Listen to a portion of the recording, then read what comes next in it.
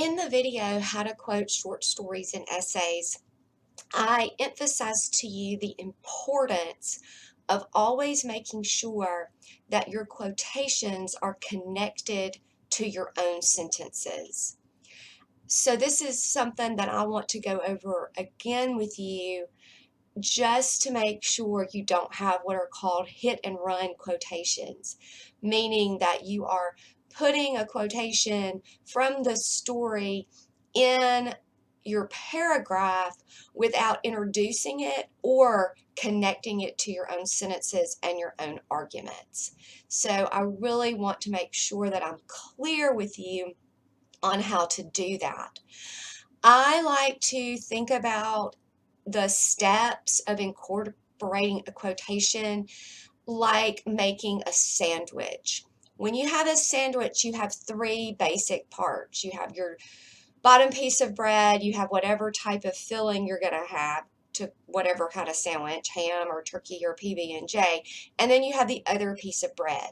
So every time you use a quotation in your paragraphs, I want you to make sure that you are integrating them correctly. And so a good question to ask yourself is, am I making a sandwich or am I leaving off something? So real quickly, these are the steps, and I've given them to you twice before. State the position, establish some background, introduce the quotation, incorporate the quotation, and add the parenthetical reference, and then explain the quotation and transition to the next idea. Okay, so let's talk about what incorporating this quotation really looks like. So you're going to have in your paragraph your topic sentence, right? The main, in here, let's just say this is about a short story called Eveline that you guys did not read. The main reason Eveline would remain in Ireland is that she is desperately afraid of the unknown. If she leaves the familiar, no matter how unpleasant, she risks failure. So the whole idea of this paragraph is that Eveline is afraid to leave because she's afraid of the unknown. So now I'm going to begin using information from this story to prove that I'm correct here in my interpretation. She was about to explore another life with Frank, we are told, in far away Buenos Aires. So we're using a quotation for support here. She was about to explore another life with Frank. Notice how it's connected to my sentence. We are told in faraway Buenos Aires.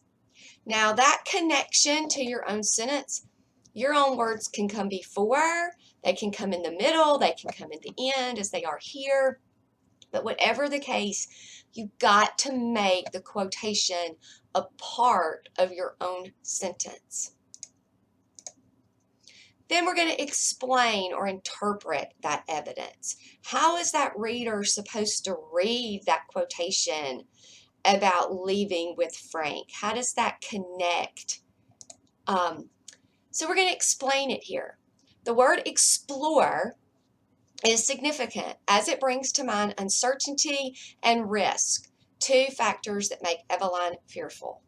And again, that explanation connects the quotation back to the topic sentence, that Eveline was fearful of risk. Okay, so those are the parts. What I want you to try to do is to avoid clunky constructions when integrating your quotations. And usually those clunky quotations come with phrases like "it says" or "the story says." So the night before Eveline was supposed to go away with Frank, she thought about her promise to her mother. In the story, it says, and then here's the quotation. Now, not only is this clunky and we need to smooth this out, but there are two other errors in quoting here. One is, remember when you only have a few sentences or 1 to 4 sentences, that the period is going to go inside of the quotation marks. And then you're not going to have page here, you're just going to have the number 5. So this is a better integration of a quotation. The night before Eveline was supposed to go away with Frank, she thought about her promise to her mother to keep the home together as long as she could. So you see how by just choosing to quote a phrase rather than an entire sentence, I'm able to more smoothly integrate the quotation within my own words. And I avoid this real clunky in the story it says. And now I've finished this. I have closed my parentheses, and I've put my period where it's supposed to go. Now, again, we've got some issues here. In the story Eveline, it says, right? And we don't even have a parenthetical reference at all. In the story Eveline wonders. Now we have an integration that is much smoother. Instead of saying it says, we're giving who is doing something, right? If you want to include an entire sentence.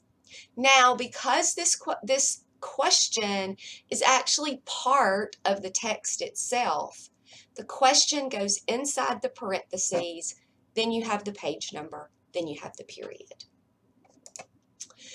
And then the last step is including a works cited page, and you will have a works cited page for this particular short story that you are writing about.